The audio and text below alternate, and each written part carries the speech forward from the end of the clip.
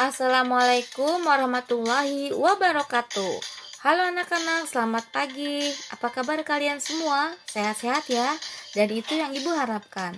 Nah anak-anak, minggu yang lalu kita sudah belajar tentang tata surya ya. Dan kali ini kita masih masuk ke bab 6 ya, yaitu tentang tata surya. Tetapi kita belajar tentang rotasi bumi, revolusi bumi, gerhana matahari, dan juga gerhana bulan. Yuk, kita belajar ya. Nah, anak-anak, setiap hari kita menyaksikan fajar terbit dari arah timur dan tenggelam ke arah barat. Kemudian, malam menjelang. Lalu, apakah benar bahwa matahari bergerak dari arah timur ke arah barat? Nah, anak-anak, kita bahas ya. Dahulu, orang-orang beranggapan bahwa bumi adalah pusat alam semesta. Mereka juga meyakini bahwa matahari bergerak mengelilingi bumi.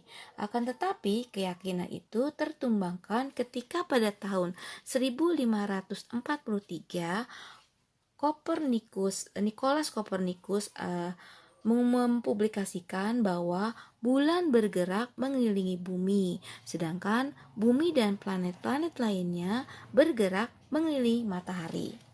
Gagasan lainnya yang tidak benar adalah banyak orang meyakini bahwa bumi itu datar. Oleh karena itu, mereka takut apabila mereka berlayar cukup jauh ke laut, mereka akan jatuh dari ujung dunia. Nah, kemudian pada tahun 1522, seorang McGowan mengungkapkan atau mempublikasikan bahwa bumi itu bulat berdasarkan penelitian dia sendiri, bahwa dia waktu itu mengadakan pelayaran dengan arah lurus, kemudian dia berhasil kembali ke tempat awal dari dia berlayar. Kemudian astronot telah melihat sendiri dengan jelas bentuk bumi. Nah, astronot itu melihat dari atas bahwa terdapat sedikit tonjolan di khatulistiwa dan terdapat bagian bumi yang rata di bagian kutubnya. Hal ini menunjukkan bahwa bumi tidak benar-benar bulat, tetapi sedikit lonjong atau bulat pepat atau elips. Jadi bumi tidak benar-benar bulat ya. Nah, itu tentang bentuk bumi. Nah, kita sudah tahu sekarang bahwa bumi itu tidak bulat, tetapi tidak benar-benar bulat, tapi dia bentuknya pepat atau elips. Nah, sekarang kita akan belajar tentang gerakan bumi. Gerakan bumi itu ada dua. Satu adalah rotasi bumi. Rotasi bumi adalah perputaran bumi pada porosnya. Kala rotasi bumi waktu yang diperlukan atau sekitar 23 jam 56 menit. Bumi berotasi dari barat ke timur.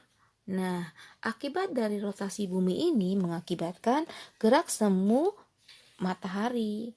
Nah, gerak semu harian matahari ini membuat kita melihat matahari seolah-olah bergerak, terbit dari timur dan bergerak hingga terbenam matahari. Nah, kemudian yang kedua adalah perbedaan waktu. Perbedaan waktu ini di setiap bujur 15 derajat adalah 1 jam. Contohnya di Indonesia ya. Nah, terdapat 3 waktu. Waktu Indonesia Barat, waktu Indonesia Tengah, dan waktu Indonesia Timur. Nah, itu perbedaannya 1 jam. Kemudian adalah pembelokan arah angin dan arah arus laut. Nah, pembelokan arah angin dan arus laut ini juga terjadi akibat rotasi bumi yang menyebabkan angin yang bergerak ke arah khatulistiwa di belahan bumi utara bergerak searah jarum jam. Sedangkan pada angin di belahan bumi selatan bergerak berlawanan arah jarum jam. Nah, seperti itu ya. Perhatikan gambar. Jadi, arah arus laut ini juga terjadi akibat rotasi bumi. Jadi menyebabkan angin yang bergerak ke arah khatulistiwa di belahan bumi utara bergerak searah jarum jam. Perhatikan gambar. Sedangkan pada angin di belahan bumi selatan bergerak berlawanan arah jarum jam. Nah, seperti itu. Nah, kemudian gerakan yang kedua adalah revolusi bumi. Apa itu revolusi bumi? Nah, revolusi bumi adalah perputaran atau peredaran bumi mengelilingi matahari. Nah, kala revolusi adalah waktu yang diperlukan bumi untuk mengelilingi matahari sekitar 365,25 hari atau 1 tahun. Nah, dampak daripada revolusi bumi ini adalah, perhatikan gambar ya. Nah, pertama adalah gerak semu tahunan matahari.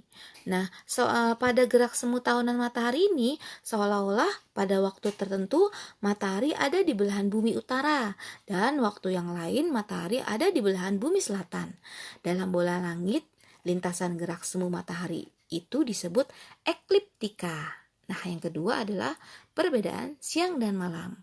Revolusi bumi dan kemiringan sumbu bumi terhadap bidang ekliptika sebesar 23,5 derajat, menimbulkan perbedaan lama waktu siang dan malam. Nah, kalau kalian amati, misalnya gambar ya, perhatikan gambar. Misalnya pada tanggal 23 September sampai dengan 22 Desember, panjang siang di belahan utara lebih pendek bila dibandingkan panjang siang di belahan bumi selatan. Makanya bagi umat muslim berpuasa di daerah lintang tinggi sering mengalami lebih lama karena matahari beredar 12 jam lebih. Nah, itu perbedaan siang dan malam. Kemudian pergantian musim. Nah, pada pergantian musim ini, belahan bumi utara dan selatan atau daerah lintang tinggi mengalami 4 musim, yaitu musim semi, musim panas, musim gugur, dan musim dingin. Sedangkan negara yang ada di dekat Khatulistiwa seperti Indonesia ini hanya memiliki 2 musim, yaitu musim panas atau musim kemarau dan musim hujan. Nah, seperti itu. Yang perbedaan yang keempat adalah perubahan rasi bintang. Nah, saat bumi ada di sebelah timur matahari, maka hanya dapat melihat bintang-bintang di sebelah timur matahari. Begitupun saat bumi ada di sebelah utara, berarti bisa dapat melihat hanya utara saja, barat atau selatan matahari. Nah, akibat revolusi bumi, bintang-bintang yang nampak dari bumi selalu berubah. Jadi perubahan gugusan bintang atau rasi bintang inilah yang disebut tanda zodiak.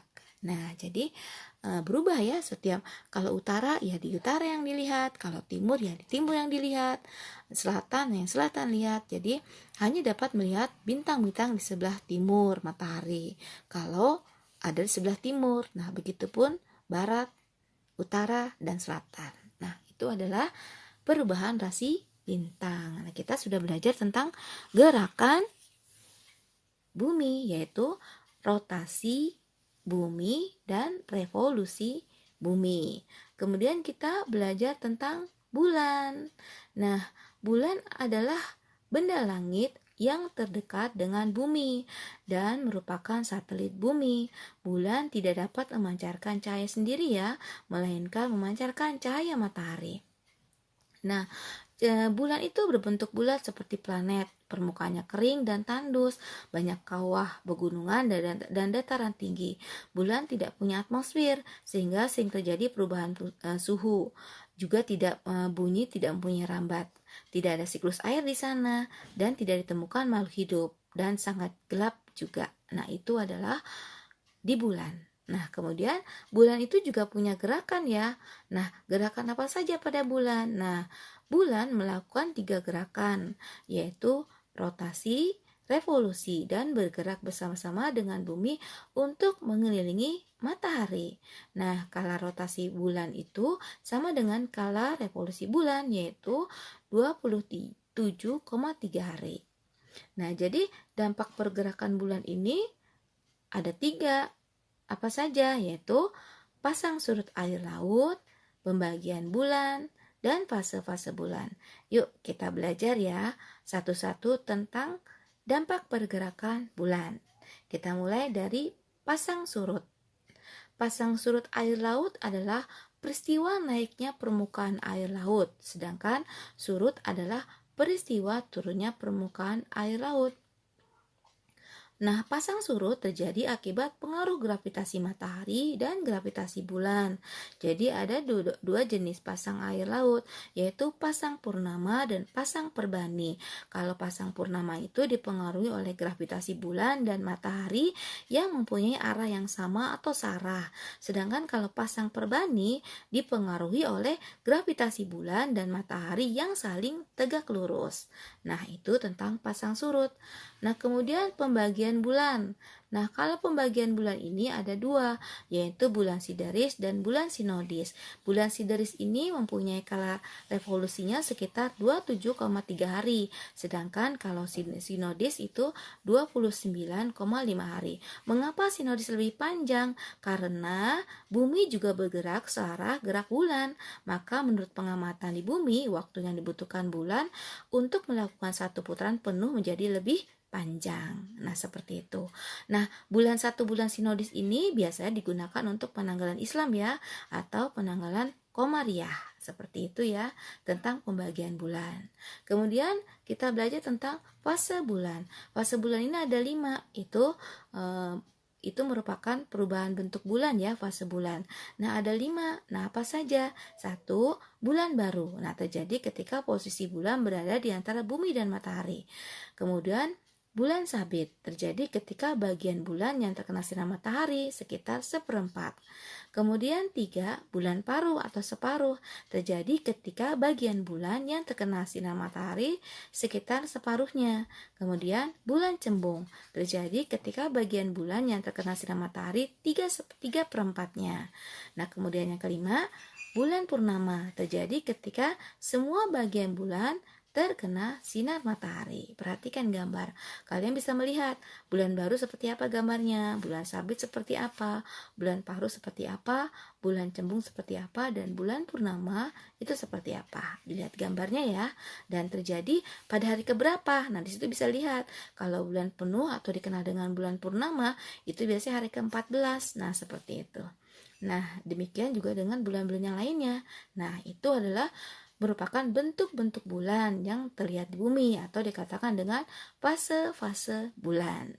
Nah, demikian ya tentang bulan. Jadi bulan mempunyai bentuk fase, jadi dampak dari gerakan bulan ada 3. Nah, tadi pasang surut, pembagian bulan, dan fase bulan. Kemudian kita belajar tentang gerhana. Nah, gerhana itu apa ya? Nah, gerhana adalah peristiwa terhalangnya sinar matahari oleh bumi atau bulan, sehingga bumi atau bulan tidak mendapatkan sinar matahari. Nah, gerhana ini 2 ya, pada matahari dan juga pada bulan. Kita bahas dulu tentang gerhana matahari. Nah, apa yang dikatakan gerhana matahari? Nah, itu terjadi ketika bayangan bulan bergerak menutupi permukaan bumi, di mana posisi bulan berada di antara matahari dan bumi, dan ketiganya terletak dalam satu garis. Gerhana matahari terjadi pada waktu bulan baru atau bulan muda. Nah, jadi ada 3 kemungkinan terjadi gerhana matahari ya. Bisa gerhana matahari total, gerhana matahari cincin, dan gerhana matahari sebagian. Kita bahas satu ya. Apa itu gerhana matahari total? Nah, gerhana matahari total. Jadi, apa itu gerhana matahari total? Nah, terjadi gerhana total ini terjadi pada daerah yang berada di bayangan inti atau umbra. Nah, sehingga cahaya matahari tidak tampak sama sekali. Gerhana matahari total terjadi hanya sekitar 6 menit ya. Jadi, bulan ada di posisi di tengah antara matahari dan bumi yang terletak satu garis. Nah, itu akan terjadi gerhana matahari total. Kemudian yang kedua adalah gerhana matahari cincin. Nah, gerhana matahari cincin ini terjadi pada daerah yang terkena lanjutan umbra, sehingga matahari kelihatan seperti cincin. Nah, demikian. Nah, itu adalah gerhana matahari cincin. Kemudian, gerhana matahari sebagian. Nah, gerhana matahari sebagian terjadi pada daerah-daerah yang terletak di antara umbra dan penumbra atau bayangan kabur, sehingga matahari kelihatan sebagian. Nah, itu adalah jenis dari atau 3 kemungkinan yang terjadi pada gerhana matahari. Ada total, ada cincin, dan sebagian. Kemudian kita bahas tentang gerhana bulan. Apa itu gerhana bulan? Nah, gerhana bulan terjadi ketika bulan memasuki bayangan bumi. Nah, gerhana bulan hanya dapat terjadi pada saat bulan purnama, yaitu gerhana bulan terjadi apabila bumi berada di antara matahari dan bulan. Pada waktu seluruh bagian bulan masuk ke daerah umbra atau bayangan inti, maka terjadi gerhana bulan total. Perhatikan gambar. Jadi pada saat bulan masuk ke daerah umbra pada bumi pada daerah umbra bumi atau bayangan inti, maka akan terjadi gerhana bulan total. Nah, proses bulan berada dalam penumbra atau bayangan kabur itu bisa 6 jam dan dalam umbra hanya sekitar 40 menit. Nah, demikian anak-anak tentang gerhana bulan. Gerhana bulan juga ada 2 tuh ya, jadi total dan sebagian. Kalau yang total itu apabila dia masuk ke bagian inti, jadi maka disebut dengan gerhana bulan total. Demikian anak-anak, kita sudah belajar di materi ini sampai gerhana bulan, yaitu kita belajar dari bentuk bumi, gerakan bumi, bentuk bulan, gerakan bulan, dan gerhana. Ibu rasa cukup sekian dan kalian paham ya. Jika kalian tidak paham, kalian bisa mengulang lagi video ini. Dan untuk lebih pahamnya, kalian belajar evaluasi ini. Kalian bisa menjawab pertanyaan evaluasi ini. Jika kalian bingung, kalian bisa mendengarkan video kembali dan kalian akan bisa menjawab pertanyaan ini. Demikian anak-anak, kita ucapkan alhamdulillah. Terima kasih atas segala perhatiannya. Ibu ucapkan wassalamualaikum warahmatullahi wabarakatuh.